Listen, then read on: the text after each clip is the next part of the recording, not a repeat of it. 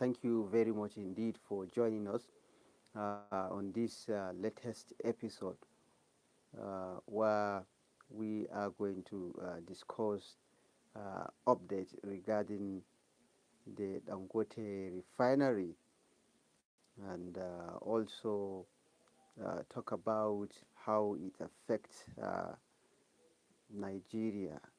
The rift between Dangote and Pengassan has actually taken a lot of reaction, has generated a lot of reaction in Nigeria, the management of the Dangote group.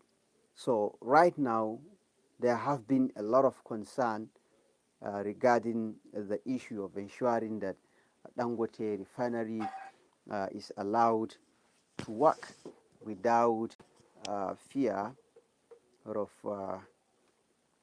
being witch hunt by some element in Nigeria.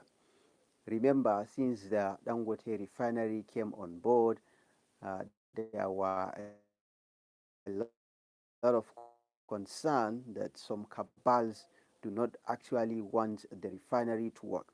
So right now, after this reconciliation meeting coordinated by the Nigerian government, the Dangote refinery have compromised. Yes, you had this right. The refinery management have compromised some issues.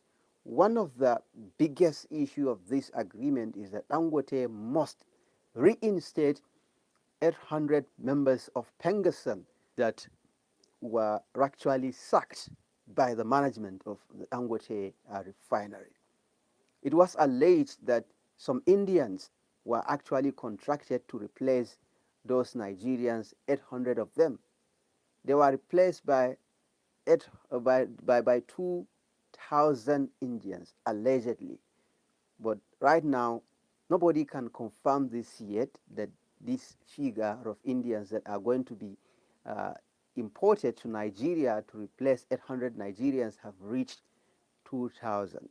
But the biggest question for many Nigerians is that why would Dangote lay off fellow Nigerians and replace them with foreigners? A lot of people cite concern regarding the issue of trust and honesty in the Nigerian system. When it comes to the issue of ensuring that your businesses thrive, you can see how some even Nigerian companies, even not Dangote, other people are preferring, or they prefer to engage the services of foreigners than local people here because of trust deficit. And remember that for over 30 years, Nigerian government failed to have a functional refinery. Talk about the Port Harcourt refinery, the Warri refinery, the Kaduna refinery. They have spent billions of dollars, not naira. Remember, we are talking about billions of dollars being spent to revive those refineries, but there is nothing to show for that. As it stands right now, the EFCC is even investigating this matter. We have seen some of our viewers, our followers here appreciate one of them. We have Ibrahim Abubakar Khalil, DJ Khalid. Thank you for joining this live session, DJ. We really appreciate your support as always. Yeah, keep these comments coming in. We apologize. You see that we ran out of lighting, but don't worry, the live session continues actually, and we promise that next time we are going to have it in a very more compelling manner actually. We cannot be deterred. We have to discuss issues concerning Nigeria's progress and Nigeria's development right now. Okay, coming back to the issue of the Dangote refinery and Pengassan, we were discussing about how Dangote refinery reached an agreement with Pengassan, and there are some compromise. Right now, Pengassan have warned the management of Dangote refinery that look, any attempt to go against these agreements, any attempt by the Dangote refinery to actually uh, breach the agreement reached is going to be received by the Pengassan with indefinite strike. There is not going to be, a warning strike. Pengassan president said that they are going to go direct and start an indefinite strike, which will actually affect uh, economic activities in Nigeria. So, right now, this is the current situation. But a lot of people are concerned that why would Nigerians be saboteurs? Why should fellow Nigerians sabotage Dangote? If there is no issue of sabotage, many believe that uh, Nigerians or Dangote will not uh, sack fellow compatriot with some other foreigners, especially the Indians that many people are talking about. So right now, Dangote's effort to procure 4,000 CNG powered trucks will go a long way in ensuring price stability. Price of petrol will be stabilized, and many are alleging that those cabals that hindered the refineries owned by the government to work uh, are those behind the sabotage against the Dangote refinery. Think about it.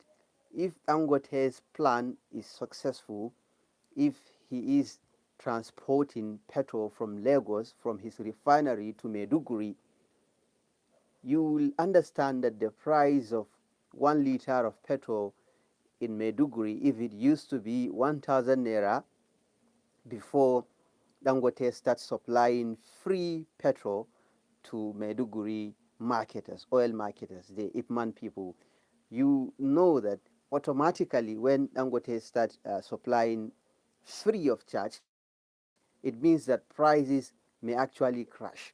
Based on the template supplied by the Dangote refinery, price of petrol will not be will not be above 800 naira. It will not reach 900 naira. But as it stands right now, I know a lot of marketers are struggling to raise enough money to be able to transport petrol by themselves. But now, if the Dangote refinery succeeded in launching this plan by recruiting enough drivers, we are talking about hundreds, if not above 1,000 drivers, because it's going to create employment to over 10,000 people, for example. You think about it, 4,000 trucks. Each truck is going to have at least 3 people. So Dangote is going to create more jobs in the oil and gas sector than any other employer. He's going to be the largest employer in the oil and gas sector. And it is something that actually Nigeria will benefit from it. But here we are in a country where the government has tried to fix the refineries over 30 years now. None of the refineries are working. But now the Dangote refinery is on board. But some Nigerians are actually against the progress and development of this refinery, as many analysts have actually complained about. So now the big question is, would Pengassan actually keep their promises? Would Pengassan respect this agreement entered into between them and the Dangote refinery?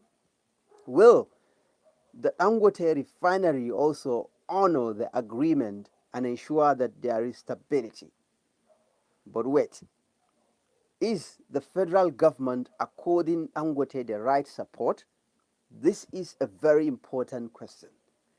Are Nigerians also, those Nigerian workers that are working at the Dangote refinery, the Pengassan members, are they also in support of the Dangote refinery with the Nigerian spirit?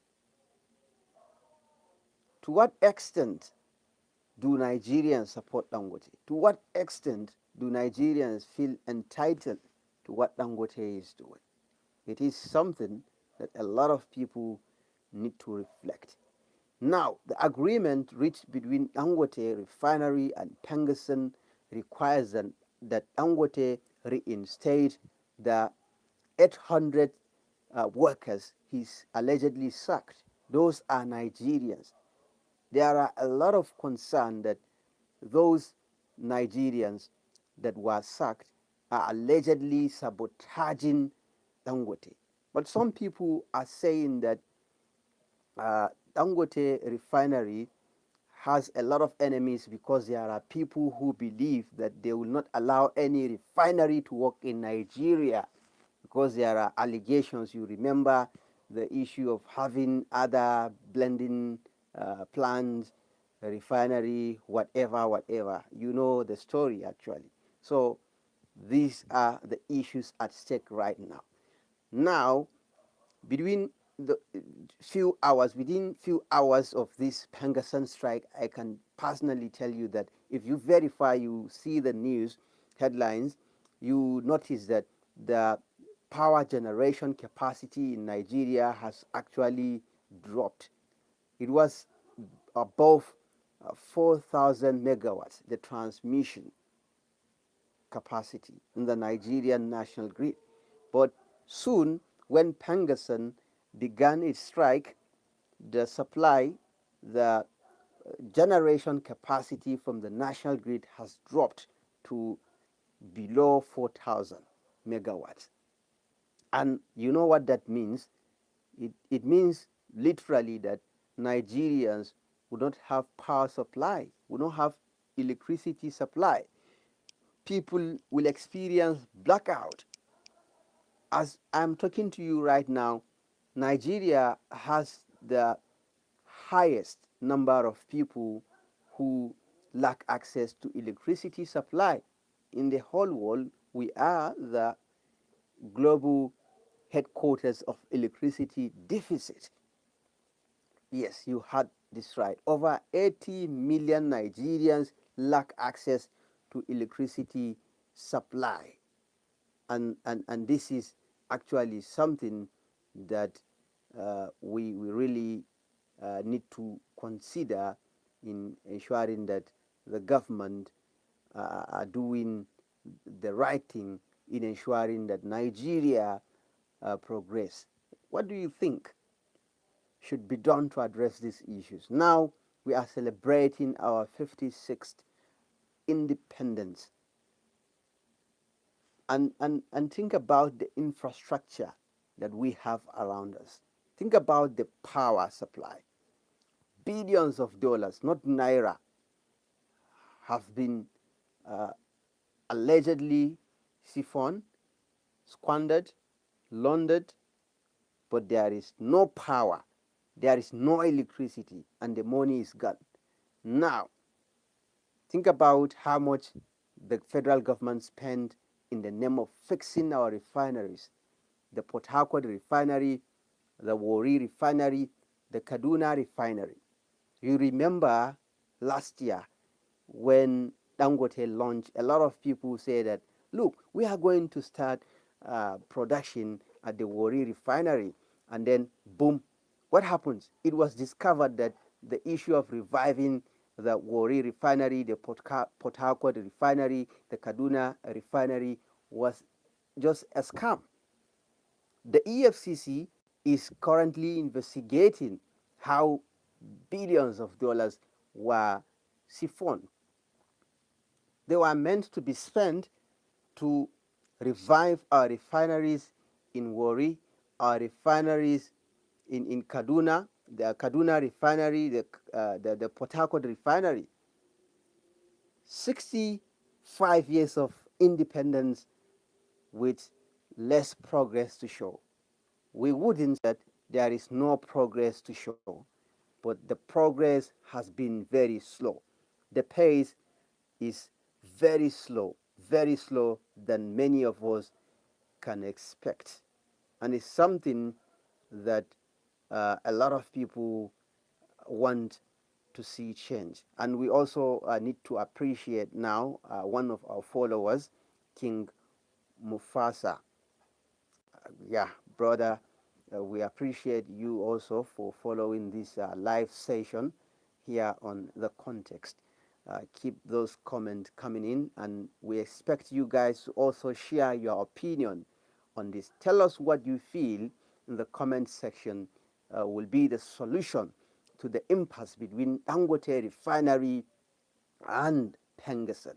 Do you believe that this leadership tussle between Dangote, industry tussle between Dangote and Pengassan has, has come to an end? Or do you believe that there is more? And what do you think about the response of the federal government?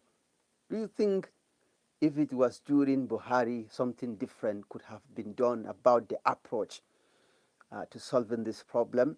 We remember that in 1994, to be precise, led military administrator General Sani Abacha suspended Pengassan and Nupeng. And he installed a military leadership to take over the two unions due to concerns that he accused Pengassan and Nupeng of sabotaging the Nigeria's oil exportation business to the international community. It was a very heated encounter between the military administrator and Pengassan management in 1994. And then Pengassan, Nupeng, Dapman, NNPC, and the rest, all those people have issues with Dangote, especially during first 2-3 months of the inauguration of the Dangote refinery in Lagos. What do you think Nigerians should do to ensure that the Dangote refinery has succeeded? You can write a comment and we will actually read the comment for other uh, audience to hear your voice. Your own input is very important. Tell us what you feel about this Dangote crisis. And if you wish, we can also schedule a live streaming with you to discuss this issue elaborately. Right now, the federal government said agreement has been reached. And Pengassan said Dangote has agreed to reinstate their members, 800 of them. But many argue that still those people, if they are reinstated, they may not have the patriotism, they may not have the honesty to continue to render services to the Dangote refinery for better performance and operations, which is crucial to national security and development. But some believe that, look, the Pengassan people have their right. You cannot build a refinery in Nigeria and then say you are not going to work with fellow Nigerians. These are some of the major concerns. So it is actually a big issue that is now gaining a lot of attention across Nigeria. What we want to see now is stable production, oil supply from the Dangote refinery, and a stable relationship between Pengassan and Dangote so that Nigerians will enjoy this 20 billion dollars worth refinery in Lagos, Nigeria. If it's in another country, many feel like they would have getting more support than he is getting right now. And remember what he said during one interview that become so viral. He said that had it been he is aware, if he was aware of what he is going to get through by trying to establish a refinery in Nigeria, he wouldn't have even started in the first place. So it reached that level to the extent that Dangote is even regretting his own effort of establishing a refinery in Nigeria due to the issue of attacks from different cabals, from cabals in the government that were said to be part of those oligarchs that were importing uh, petrol from other countries. Remember, initially they said that Dangote's petrol was substandard. From saying that Dangote's petrol was substandard to coming to different issues, to anti-unionism claims, now to the crisis that literally cost Nigeria billions of naira. You know, Nigerian economy is one of the largest in Africa. So the recent strike by Pengassan no doubt inflicted a lot of economic consequences, yes, to Nigeria as a nation. Think about a day that an NNPC, the NNPC headquarters was frozen. The entire headquarters were not accessible to business seekers, to people who want to do business with the NNPC. I was there. I was part of journalists that cover the protest at the NNPC towers here in Abuja, and I also participated at the press conference uh, held, convened by the Dangote refinery representatives, the representatives of person, and also the representatives of the federal government, the Minister of Labor and Employment, Mohammed Dingyadi, who is also the moderator, who is also the mediator. He is the chief negotiator in the Nigerian government. So now, the big challenge now for the Dangote refinery is for him to allow the 4,000 CNG trucks he acquired to start transporting petrol to different parts of Nigeria. And it is going to actually help in reducing price of petrol from Lagos to Maiduguri. You know what it means to transport a whole tanker of petrol from Lagos to Maiduguri. It will cost a lot of money. And you know what it means to transport petrol from Lagos to a state like Sokoto or Zamfara. Yeah, a lot of uh, issues is at stake right now. Although Dangote has his own vision, but many people who are in the oil and gas sector are actually against Dangote, according to what many analysts are saying. I'm not the one who said so, but analysts are saying it. They claim that there are a lot of saboteurs, there are enemies of progress that do not want Nigeria to own a refinery. This is a national development. It is a very big issue at stake. Tell us what you feel. And I think with this, we are going to wrap it up for this session right now. But kindly like, comment, and share. And most importantly, if you are yet to subscribe, please do so, because we promise to be providing contextual analysis that will shape the conversation for the growth and development of our dear nation, Nigeria.